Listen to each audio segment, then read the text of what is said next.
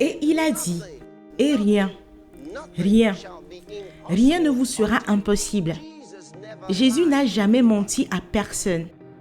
Il n'a jamais exagéré. Il disait la vérité absolue. S'il a dit cela, cela doit être vrai.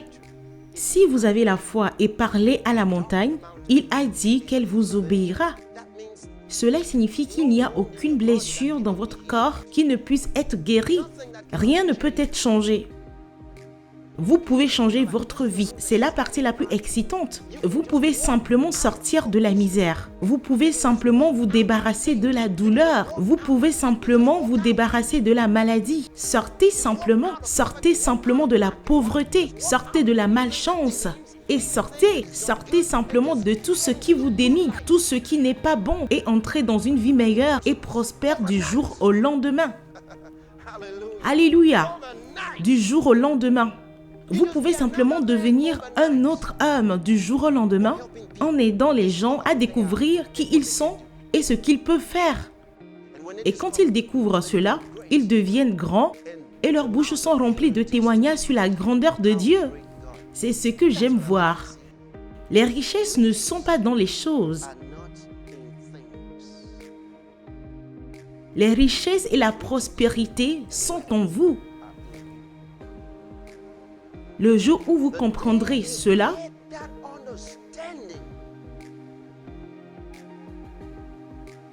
vous vous lèverez comme un géant et plus rien dans le monde ne vous intimidera. Rien. Les richesses ne signifient rien. Ne regardez pas un homme en fonction des choses qu'il possède et pensez qu'il est riche, parce qu'il ne l'est probablement pas. Ne le jugez jamais en fonction de ce qu'il semble avoir.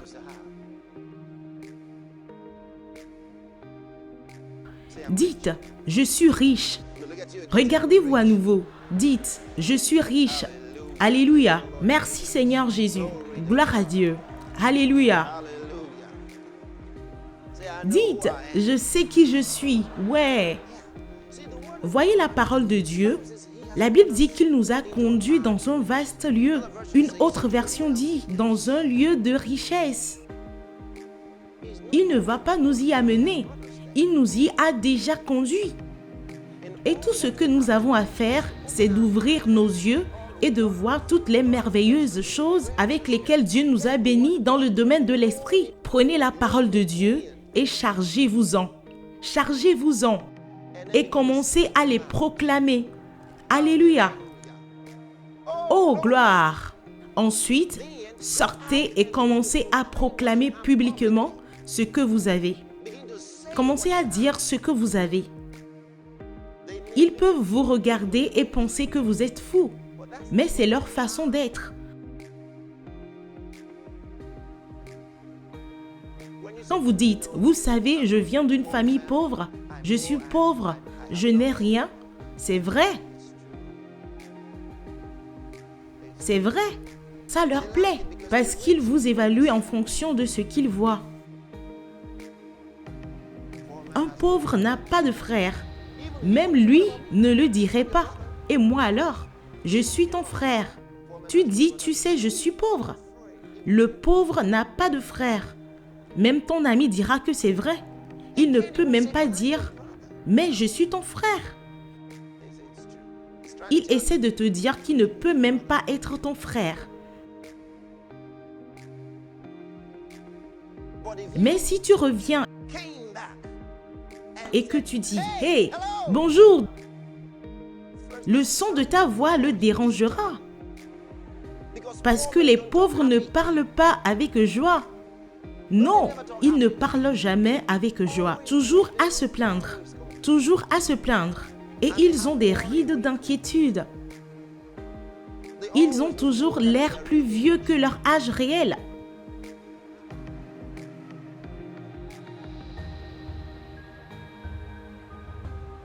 Et en vieillissant, ils deviennent plus sombres. C'est un gros problème. Pendant ce temps, si vous êtes prospère, plus vous vieillissez, plus vous devenez clair.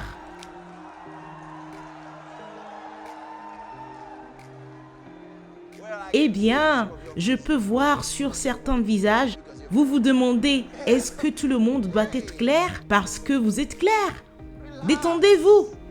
Dieu n'a jamais créé un homme noir.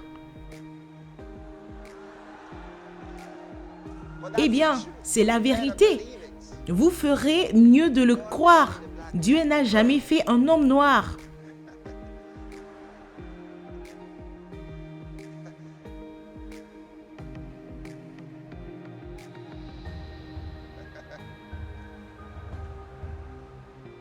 Ce livre parle d'un seul jardin d'Éden,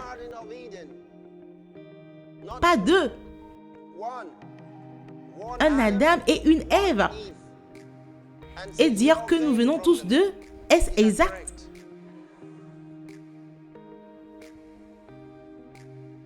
Et le jardin d'Éden n'était pas en Afrique.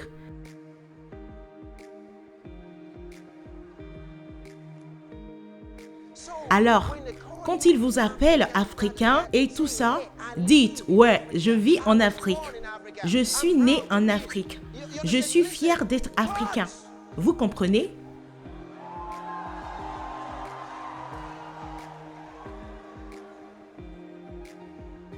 Mais dans le sens de ma nature, je ne suis pas africain. Pas du tout. Mon arrière-grand-père est venu en Afrique, mais il est venu d'ailleurs. Mais vous savez, la vie en vous n'a pas de couleur.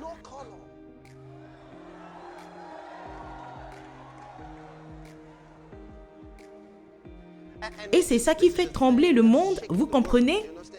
Vous comprenez ce que je vous dis? Ça fait déjà trembler le monde. Ça fait trembler le monde. Beaucoup d'entre eux se posent des questions sur certains d'entre nous. Ils nous regardent comme ça. Je parle des Africains, des Asiatiques, des Américains, etc. Ils nous regardent avec méfiance. Ils se demandent pourquoi parle-t-il de cette façon? Quoi? Qui leur a donné quelque chose à manger? Nous avons découvert. Merci Seigneur Jésus.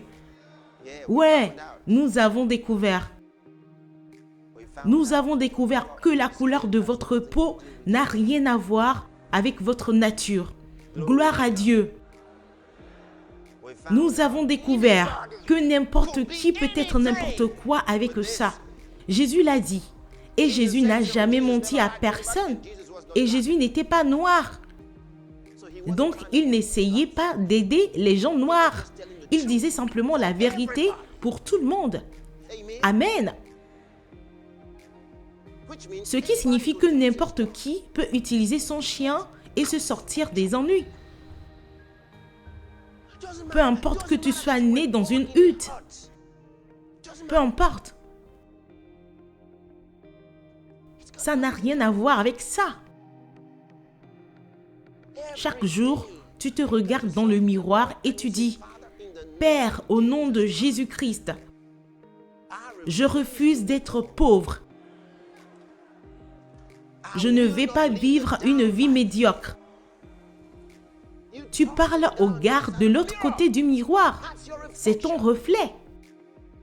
Dis-toi que tu vas quelque part. Écoute, j'ai découvert ce que je partage avec toi. Et c'est ainsi que je suis arrivé là où je suis. Et c'est ainsi que je vais là où je vais. Je le fais depuis longtemps.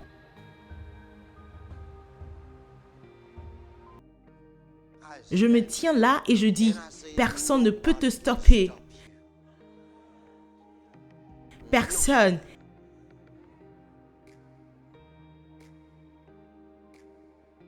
Hé, tu comprends quelque chose? Je le vois. Je le vois. Je le vois agir en toi en ce moment même. Je le vois.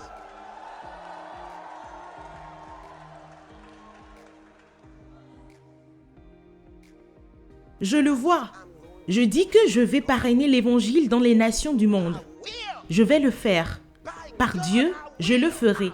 Je le ferai. Et je le fais. J'ai dit que je le fais déjà. Je le fais, gloire à Dieu. Je le fais. Certains d'entre vous le font encore. Et ne dites pas que personne ne sait ce que demain réserve. Ton lendemain est assuré. Tu devrais le savoir. C'est assuré. Écoute, laisse-moi vous dire quelque chose. La gloire est en nous. Oh, merci Seigneur. La gloire est en nous. Ce avec quoi beaucoup d'entre nous ont un problème, c'est comment la faire ressortir. Et ne sois jamais pressé. Fais d'abord la volonté de Dieu. C'est si important. Ne sois pas pressé. Ne laisse pas tes collègues te faire croire que tu es en retard par rapport à eux. Tu n'es en retard par rapport à personne, car tu ne fais pas de compétition avec qui que ce soit. Ils doivent peut-être passer par des étapes 1, 2, 3, 4, 5, 6, 7, 8, 9 pour arriver à 10. Ta voix n'est pas comme ça. Juste un pas, tu vas de 1 à 10. C'est ta vie.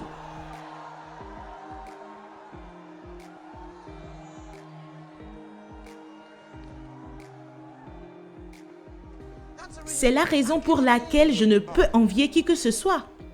Comment pourrais-je le faire?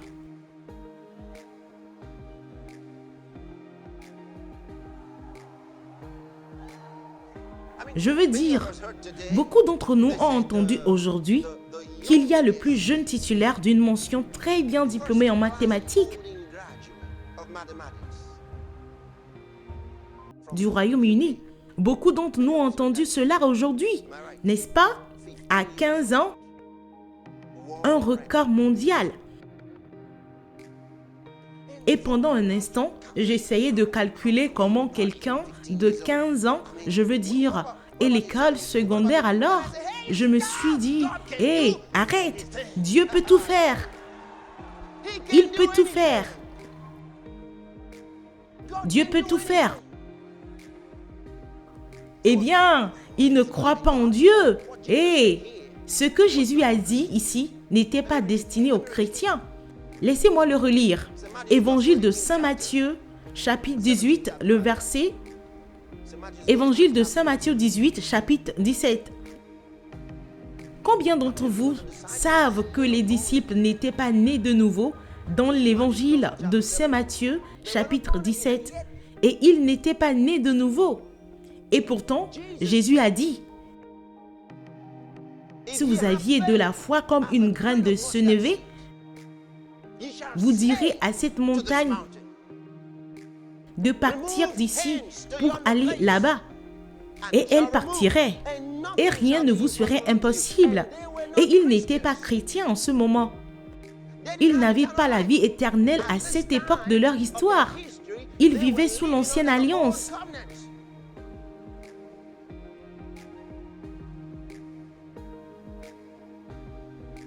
Si des gens qui n'avaient pas la vie éternelle pouvaient utiliser leur foi pour n'importe quoi, comme Jésus l'a dit, et vous alors? Avec les principes du royaume, ne soyez pas pressés. Faites d'abord la volonté de Dieu. Oui, c'est très important. Vous souvenez-vous de ce que le prophète a dit à la femme? La femme et son fils. Vous savez, ils étaient prêts à mourir. Ils n'avaient plus rien. Et le prophète est venu et a dit, « Hé, femme, pourrais-tu me donner de l'eau à boire ?» Et elle a dit, « D'accord, je vais le faire. » Et elle était en train de partir. Le prophète a dit, « Et s'il te plaît, donne-moi aussi un peu de nourriture. » Elle a dit, « Non, prophète, j'ai juste un petit morceau de gâteau et je vais l'utiliser pour moi et mon fils. » Après avoir mangé cela, nous n'avons plus rien et nous allons mourir. Le prophète a dit néanmoins, Fais-le. Va le cure et donne le mien d'abord. Et après cela, donne pour toi et ton fils. Quel prophète affamé! Quelqu'un aurait pu dire, quel genre de prophète est-ce là qui ne peut pas se soucier des gens? Comment pouvez-vous nourrir et les faire durer? Si vous étiez un vrai prophète, vous les laisseriez manger en premier. Et s'il reste quelque chose, cette connaissance des saints est correcte. Les connaissances des saints disent quoi? Mon Dieu, tu es le berger. Comme un berger, assurez-vous que tout le monde se repose, puis vous venez en dernier. C'est la meilleure façon de les mettre dans la pauvreté. Vous êtes en train de traiter avec l'onction. Il a dit, donne le mien d'abord.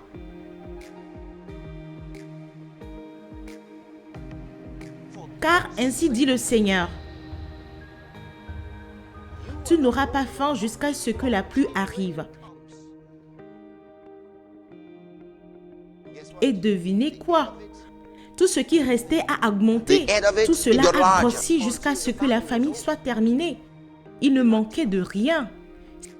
Si elle ne l'avait pas fait selon ses paroles, il aurait fini ce repas et serait mort. Et il serait mort. Après tout, la Bible nous dit que beaucoup d'autres étaient déjà morts, donc ils n'auraient pas été les premiers à mourir. Parfois, les gens ne comprennent pas si bien les principes. Permettez-moi de faire ceci rapidement. Cachez ceci, gardez ceci.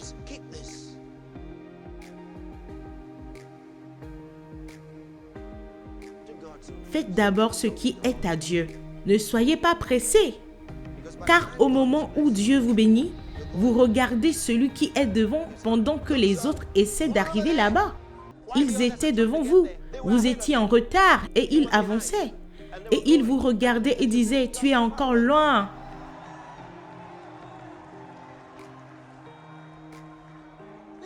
Écoutez, c'est pourquoi ils ne peuvent même pas croire ce qui se passe même dans le ministère. C'est la même chose dans le ministère. Ils ne peuvent pas croire ce qui se passe ici. Il y a seulement quelques années, nous étions dans les rues là-bas, au coin. Il y a un bâtiment là-bas, dans les rues. Ils ne peuvent pas croire ce qui se passe. Ils se demandent tout le temps, est-ce un rêve ou quoi? Comment cela se fait-il? Ce n'est pas par la force, ce n'est pas par la puissance, mais c'est par mon esprit, dit le Seigneur. Cela devrait être votre chanson thème. Cela devrait être votre chanson thème. Frères et sœurs, c'est par grâce. Et la grâce ne demande pas la qualification. Ah, l'homme vous aime simplement et il fait le choix de vous donner le travail. Il vous aime simplement, il ne peut pas le comprendre. Excusez-moi, monsieur, il y a quelque chose à propos de la qualification ici que nous avions besoin ici. Son esprit n'est pas concentré sur ce qu'ils disent. Dites simplement le vôtre. Le chef exécutif dit que je veux ce gars-là. Il y a simplement quelque chose en vous. C'est ce qu'on appelle la grâce. Et vous savez quoi? Cette grâce est sur votre vie. Laissez-la agir. La Bible dit que nous devons croître dans la grâce. Vous voyez, votre grâce peut être stockée. Certaines personnes avaient la grâce il y a 3 ans, mais cette grâce que Dieu leur a donnée il y a 3 ans ne peut pas fonctionner face aux défis d'aujourd'hui. Ils peuvent comprendre pourquoi ils tournent en rond. Ils devaient croître dans la grâce, comme le dit la Bible. Mais il donne plus de grâce. Vous devez croître dans la grâce. Il doit y avoir plus de grâce sur votre vie. Une grâce accrue. Alléluia. Il y a une grâce pour fonctionner. Et vous trouvez des événements inhabituels dans votre vie que les gens ne peuvent pas expliquer. Ils ne peuvent pas les expliquer. Comment pouvez-vous les expliquer? Demandez à quelqu'un. Comment pouvez-vous l'expliquer? C'est ce qu'on appelle la grâce. Dans l'épître aux Hébreux, au chapitre 11, verset 6, la Bible dit « Or, sans la foi, Il est impossible de lui être agréable. C'est impossible. Peu importe ce que vous faites, sans la foi, vous ne pouvez pas lui plaire. Vous pouvez être un guerrier de la prière. Vous ne pouvez pas plaire à Dieu sans la foi. Peu importe ce que vous aimez faire, sans la foi, vous ne pouvez pas plaire à Dieu. Mais la foi est la victoire qui surmonte le monde. Parce que c'est la seule chose qui surmonte les forces de ce monde. Oh! Vous devez le comprendre. Vous avez les forces de ce monde qui sont si négatives, qui combattent tout ce qui représente le bien. Seule la foi surmonte les forces de ce monde. C'est pourquoi il dit que la foi est la victoire qui surmonte le système mondial. Il dit, garde ton cœur plus que toute autre chose. Il dit, garde ton cœur plus que toute autre chose. Garde ton cœur plus que toute autre chose. Garde ton cœur plus que toute autre chose. Car de lui viennent les sources de la vie. Vous voyez ça? C'est une chose d'entrer, c'en est une autre de rester là. C'est une chose de se lever, c'en est une autre de rester debout.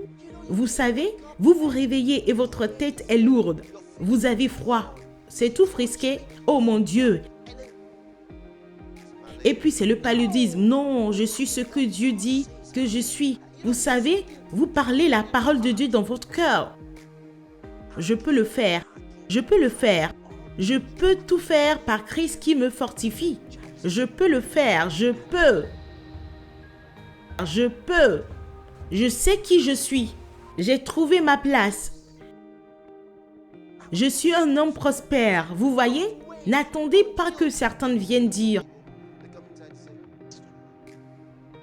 1, 2, 3, 3, 2, 1. C'est tout ce que j'ai. J'utilise ces chaussures depuis 3 ans maintenant. Ils sont en colère contre eux-mêmes et en colère contre tout le monde. 1, 2, 3, 3, 2, 1. Seulement 2 chemises, seulement 2 bonnes chemises. Les 5 autres sont toutes usées. Si vous pensez de cette façon, vous serez toujours pauvre. Ne pensez pas comme ça. Écoutez-moi. Ne vous mesurez pas à ce que vous voyez autour de vous. Mesurez-vous à la vérité qui est en vous. C'est là la vraie richesse. Quand vous êtes riche à l'intérieur, vous rendrez les autres riches. Oubliez-vous, vous rendrez les autres riches. Vous savez ce que nous faisons aujourd'hui? Nous rendons beaucoup de gens riches. C'est ce que nous faisons. Nous rendons beaucoup de gens riches. Nous leur montrons comment devenir riches. Nous rendons beaucoup de gens riches.